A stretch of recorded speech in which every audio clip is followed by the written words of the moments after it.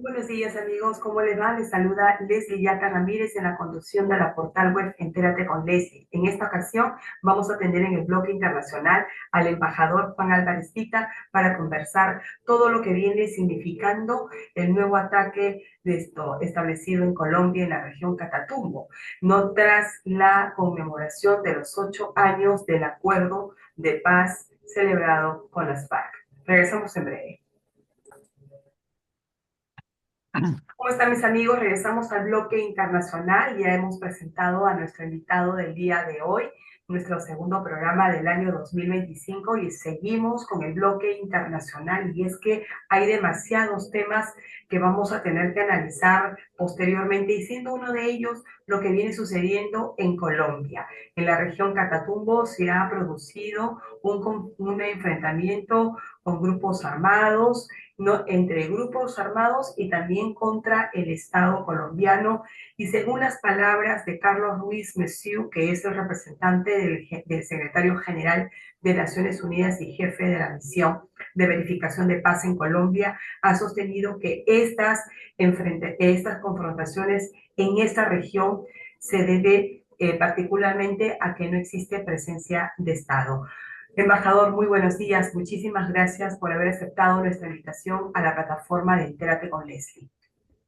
Muy buenos días, Leslie. Ante todo, quiero expresar una felicitación y muy grande a tu programa porque lamentablemente este tema ha sido ha originado muy poca atención aquí en los medios de comunicación peruanos. Y yo creo que el problema que está pasando Colombia no es solamente algo que pueda afectar a Colombia, sino a todo el espacio latinoamericano y mundial. Así es. No, muchísimas gracias, embajador. Y justamente decidimos hacer este bloque de entrevista porque evidentemente los reflectores en estos momentos están en el primer discurso de Donald Trump en el Foro Económico Mundial. Sin embargo, también en América Latina tenemos una preocupación ya de tiempo atrás de confrontaciones que quebrantan el orden constitucional, que quebrantan la paz individual y colectiva y provocan desplazamientos forzados de personas. Embajador, su primera perspectiva general respecto de lo que viene sucediendo en Colombia en estos momentos.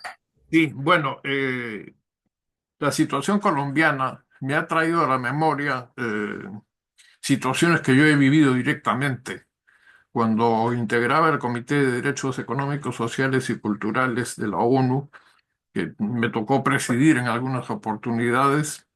Analizamos el caso colombiano y fue verdaderamente muy complicado, muy difícil, como difícil y sui generis es la situación que se está viviendo en Colombia.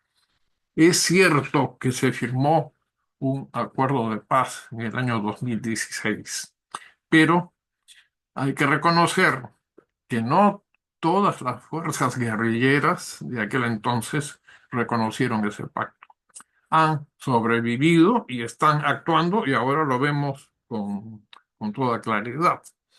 Por otra parte, en ese acuerdo del año 2016 se estableció la entrega del armamento existente a un representante de las Naciones Unidas. Entonces, eso se cumplió y creo que es importante saber y destacar qué cosa es lo que ha venido ocurriendo. Como dije ya, algunos sectores se negaron a aceptar ese tratado. Por otra parte, cuando fui embajador del Perú en Cuba, trabé una relación muy cordial con el entonces embajador de Colombia en La Habana. Todo un personaje, no solamente en Colombia, sino a nivel universal. Un señor de profesión militar, esto es importante tener en cuenta, pero al mismo tiempo diplomático, y que ha sido canciller de Colombia. Él estuvo acreditado por el gobierno colombiano durante 10 años en La Habana simplemente porque era en Cuba donde se reunían los representantes del gobierno y de las FARC, de las Fuerzas Armadas Revolucionarias de Colombia. Y conversé muchísimo con el embajador Londoño sobre este problema. Y ahora que se ha presentado esta situación, diría yo, tenemos que analizarla con una visión muy grande. Ya en tu introducción has señalado que esto puede afectar enormemente, y yo creo que sí, porque si se considera que en la zona del Catatumbo, que es donde se está dando este episodio, eso está prácticamente al borde, eh, muy próximo a la frontera con Venezuela. Y estos grupos guerrilleros no solamente están en Colombia, sino están en Venezuela.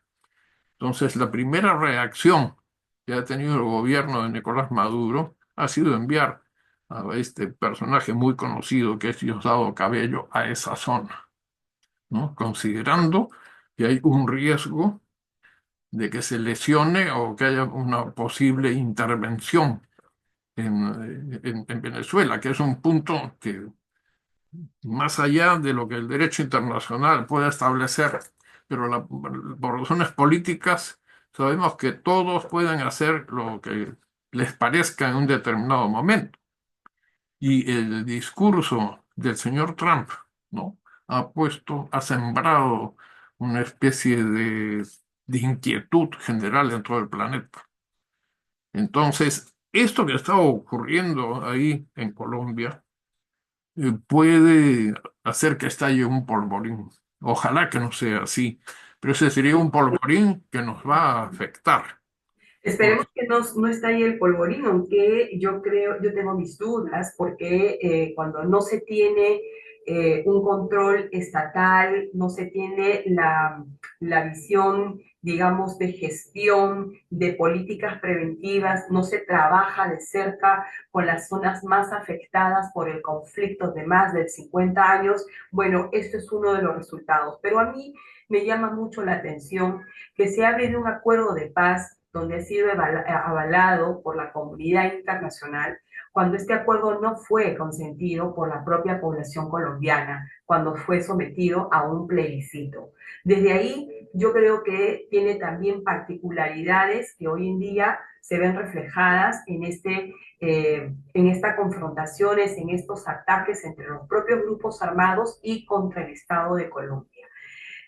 Yo creo que por ahí hay que partir porque este acuerdo no fue consentido. En el plebiscito, la población de Colombia le dijo que no, ¿no? En ese entonces a este acuerdo.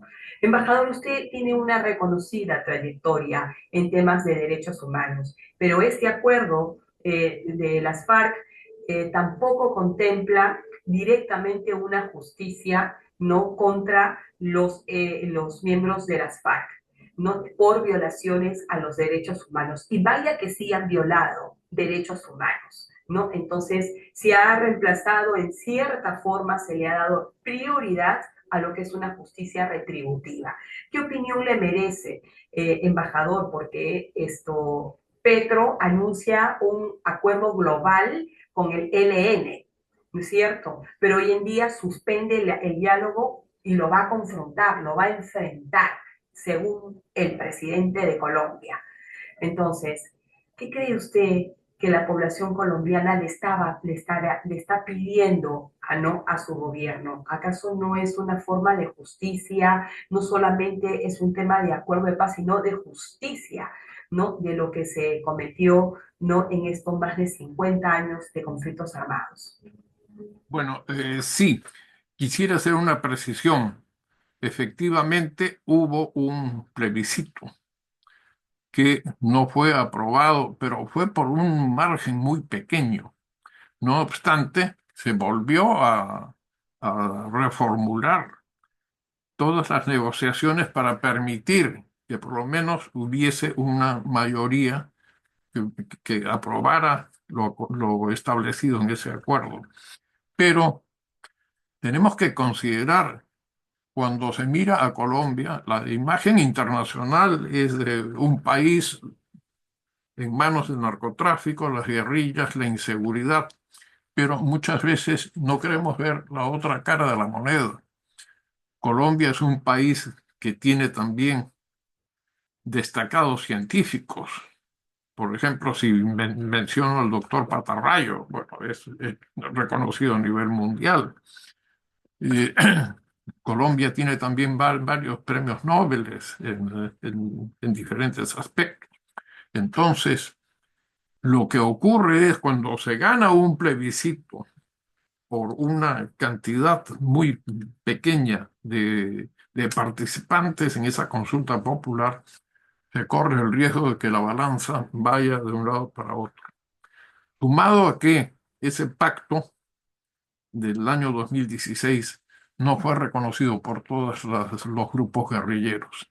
Y ahora estamos pues aquí con una situación muy compleja porque el- uno de los grupos que está ahí, que se le conoce como el Ejército de Liberación Nacional, está en territorio colombiano, pero también está en territorio venezolano.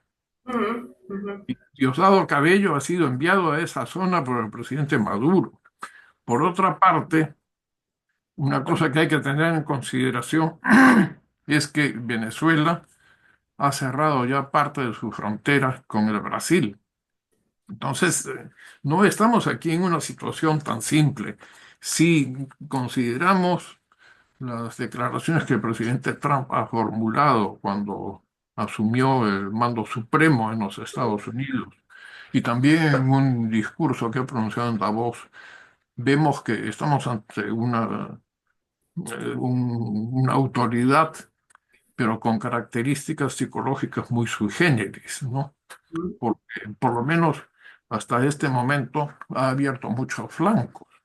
Lo del Canal de Panamá, lo de Groenlandia, el querer cambiarle el nombre al Golfo de México, tus declaraciones sobre América Latina, ¿no? En el sentido que nosotros los necesitamos a ellos, pero ellos casi nada, ¿no? Y eso es lo que palabras más, palabras menos puede decir. Pero también Estados Unidos ha tildado al gobierno venezolano de ser una estructura completamente ligada con el narcotráfico. Si sumamos todos los cabos sueltos que aparecen en un análisis de la política internacional, entonces yo creo que estamos casi al borde de una intervención aquí en Sudamérica que va a ser realmente catastrófica, no solamente para América Latina, sino para el mundo en general, Bueno, porque y eso, con está eso, China y está Rusia, que a también son eso iba. países muy grandes. Y a eso iba que ahora la geopolítica, mientras ya se dio el primer discurso de Trump en el Foro Económico Mundial, ya Putin, Irán y China ya hacen una conversa, arman o arquitectan su nueva geopolítica, porque Ajá. se está agendando una próxima reunión entre Trump y Putin. Pero acá también se está formando una geopolítica en América Latina con este conflicto que se inicia en Colombia, lo tenemos también en el Ecuador cuando determina el presidente un conflicto armado interno para combatir la alta criminalidad del crimen organizado, ¿no? Pero, digamos, Venezuela que ahora empieza a preocuparse, a cerrar fronteras, ¿no? Para poder evitar que de pronto personas que están siendo desplazadas forzadamente por este conflicto que se arma en Colombia, puedan ahora ir buscando nuevas fronteras estatales para poder solicitar refugio. Eso es un hecho que vamos a tener que enfrentar de Eso es inmediato. muy claro, pero Perú no es la excepción. hay que considerar en este contexto que el Consejo de Seguridad tuvo unidad total, y me refiero también a los países que son miembros permanentes del Consejo, es decir, los que pueden ejercer el derecho de voto. En el caso del convenio de 1900, de 2016, el Consejo de Seguridad tuvo una posición armónica y respaldó ese acuerdo que se suscribió entre las guerrillas colombianas y el gobierno colombiano. Pero eso hoy en día no podríamos decir que se repita lo mismo, porque Yo creo que sí. hay otros factores que están calentando la hoguera y atizando el fuego. Y Mm, eso no lo podemos, no lo podemos obviar en un análisis que se pueda hacer sobre esta materia. Yo creo, y repito lo que dije hace unos minutos, estamos sobre ujú. un polvorín muy complicado. Mm. Bueno, con relación a que por ejemplo, en la línea del Perú no fue negociar con las organizaciones, en este caso de Colombia, que tiene guerrillas, pero en el caso de nosotros con Sendero Luminoso. Nosotros como Estado, como gobierno, no negociamos con Sendero Luminoso ni con el MRTA. Nosotros fuimos de frente a la política de la confrontación mediante la justicia, ¿no? Presos están quienes cometieron violaciones a los derechos humanos tanto por el lado de Sendero, MRTA, como también por el lado del gobierno Fujimori. Entonces, ese es un poco lo que nos diferencia, y yo creo que bastante nos diferencia de la política que ha venido insertando Colombia, ¿no? En este sentido, sobre todo porque las FARC ha cometido violaciones masivas a los derechos humanos y no se siente justicia a la población de Venezuela respecto de ello. ¿Qué opinión le merece, embajador? Bueno, tendríamos que regresar para ver los principales puntos del acuerdo del año 2016, ¿no? No utilice esas palabras, pero sí eh, se señala que debe haber un reparto equitativo de las tierras, ¿no? Y señala específicamente eso.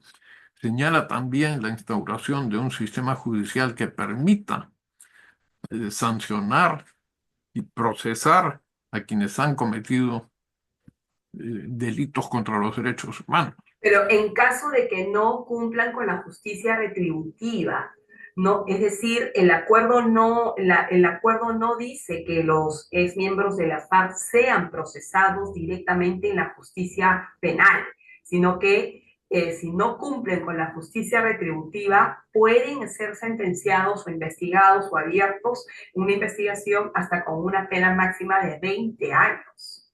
Bueno, el tema es enormemente complicado y tiene muchas aristas. Es cierto lo que has señalado en este momento, pero también no podemos olvidar lo que las FARC señalaron en aquella oportunidad, ¿no?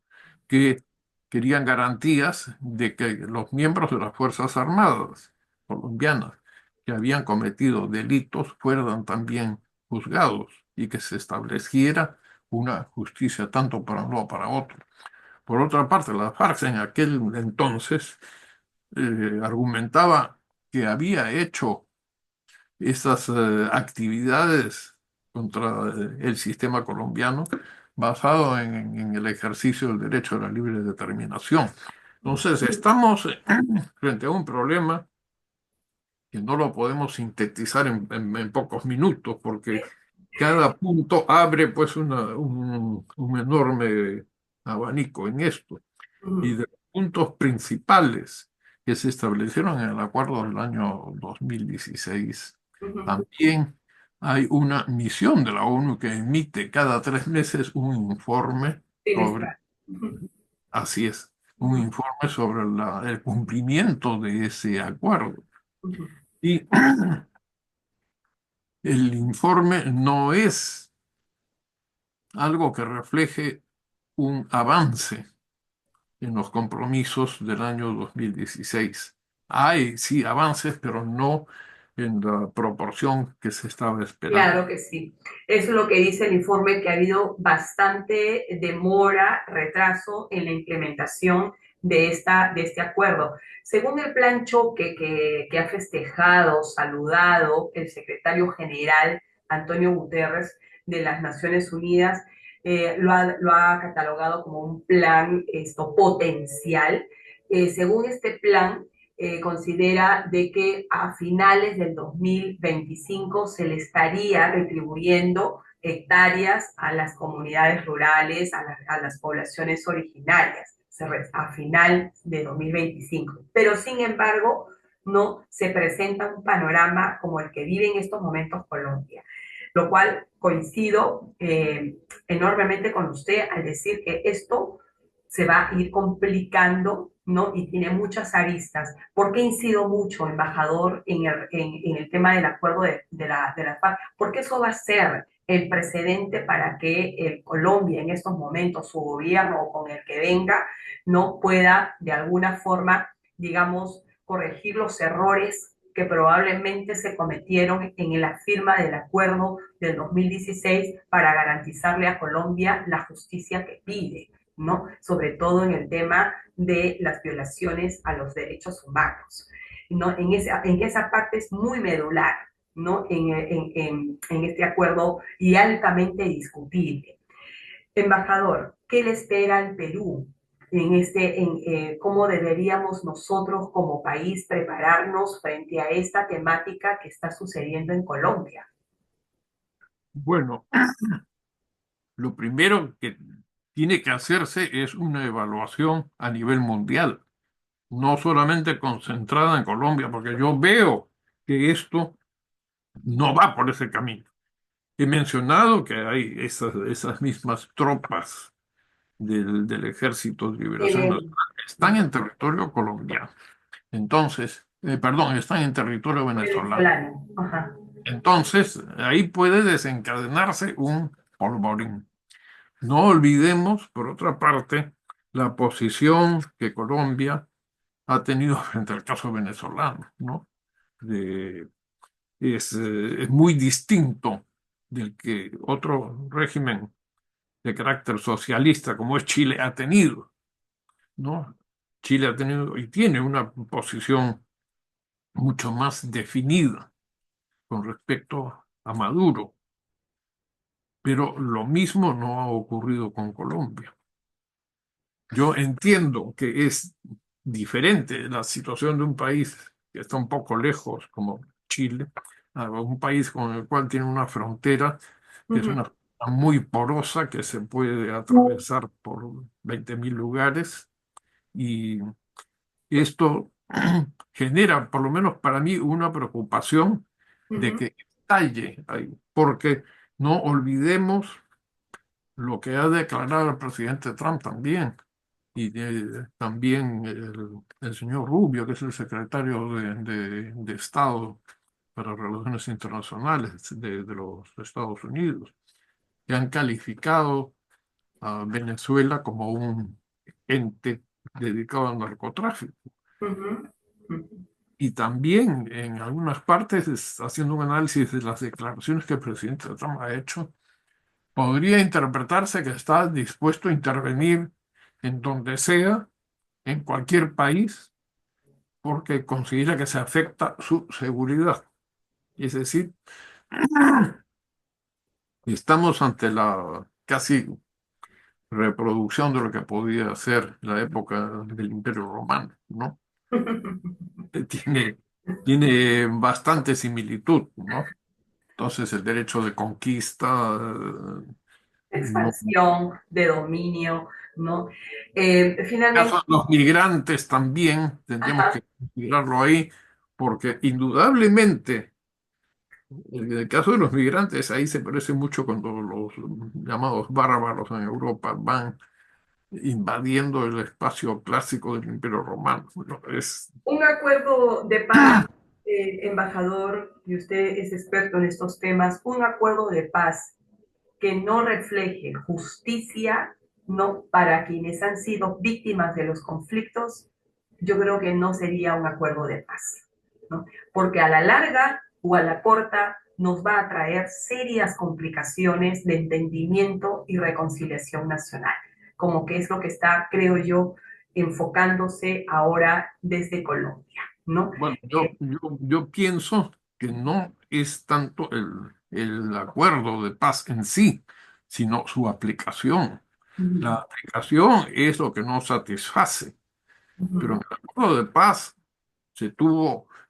se incorporaron todas las soluciones que la oposición había expresado al someterse al plebiscito, ¿no? Pero otra cosa es, de acuerdo, por ejemplo, con el último informe de las Naciones Unidas sobre el cumplimiento de este convenio de 2016, es muy claro, el avance es muy pobre como para poder decir, ah, se ha cumplido. No, creo No, que sí, cada uno tiene ciertamente que sí. reconocer Ujú. su grado de responsabilidad y de culpabilidad en este problema colombiano. Digo Así es. colombiano por el momento, porque me temo que esto estalle en un conflicto mucho más grande. Embajador, finalmente para cerrar la entrevista, porque realmente es muy interesante conversar con usted, sobre todo por la experiencia que tiene. ¿Usted cree que la situación como se presenta en estos momentos en Colombia y como lo que se podría dar si es que esto no se controla de una forma adecuada, ya hemos visto que hay peligros en las fronteras con Venezuela, ¿no?